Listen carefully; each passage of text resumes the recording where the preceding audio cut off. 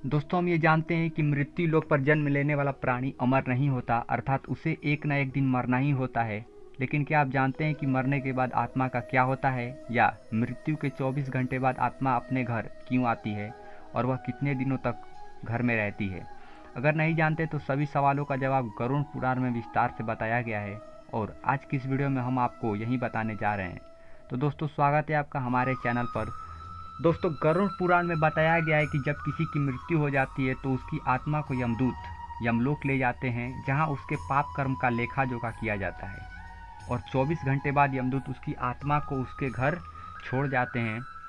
यमदूत द्वारा छोड़ जाने के बाद आत्मा अपने परिजनों के बीच भटकती रहती है और अपने परिजनों को पुकारती रहती है, लेकिन उसकी आवाज़ कोई नहीं सुनता। और ये देख मृतक की आत्मा बेचैन हो जाती है और ज़ोर ज़ोर से चिल्लाने लगती है, लेकिन फिर भी उसकी आवाज़ कोई नहीं सुनता।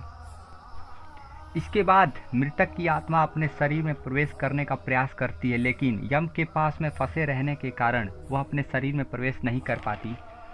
इसके अलावा गरुड़ पुराण में यह भी बताया गया है कि किसी की मृत्यु हो जाने पर उसके परिजन रोते भी लगते हैं तो मृतक की आत्मा दुखी हो जाती है और वो भी रोने लगती है, लेकिन वह कुछ कर नहीं पाती और लाचार होकर अपने जीवन काल में किए गए कर्मों को याद करके दुखी हो जाती है।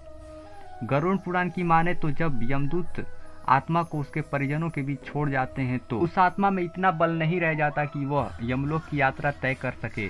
गरुड़ पुराण के अनुसार किसी भी मनुष्य की मृत्यु के बाद जो 10 दिनों तक पिंडदान किया जाता है, उससे आत्मा के भिन्न भिन्न अंगों की रचना होती है, और 11वें और 12वें दिन जो पिंडदान किया जाता है उससे आत्मा रूपी के मांस और त्वचा के निर्माण होता है। 13वें दिन 13वीं की जाती है। मृतक के नाम से जो पिंडदान किया जाता है उससे ही वह यमलोक की यात्रा तय करती है, अर्थात मृत्यु के पश्चात जो 13वें दिन तक मृतक की आत्मा के नाम से पिंडदान किया जाता है, उसी से आत्मा के मृत्यु लोक से यमलोक जाने का बल मिलता है। दोस्तों, इसीलिए गरुड़ पुराण में बताया गया है कि जब किसी मनुष्य की मृत्यु हो जाती है तो उसकी आत्मा उसके परिजनों के बीच भटकती रहती है। इसके बाद मृतक की आत्मा यमलोक के सफ़र पर निकल जाती है, जिसे पूरा करने में उसे 1 साल का वक्त लगता है। मान्यता के अनुसार 13 दिनों तक किया गया पिंडदान इस 1 वर्ष मृतक की आत्मा के भोजन के समान होता है। दोस्तों, अब आपके दिमाग में यह प्रश्न उठ रहा होगा कि अगर किसी आत्मा का नियमित पिंडदान नहीं किया तो क्या होगा?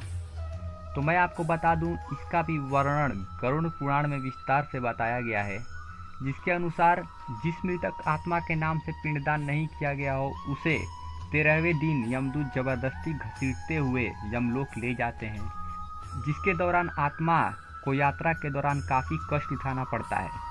इसीलिए हिंदू धर्म में आत्मा का नियमित पिंडदान आवश्यक बताया गया है।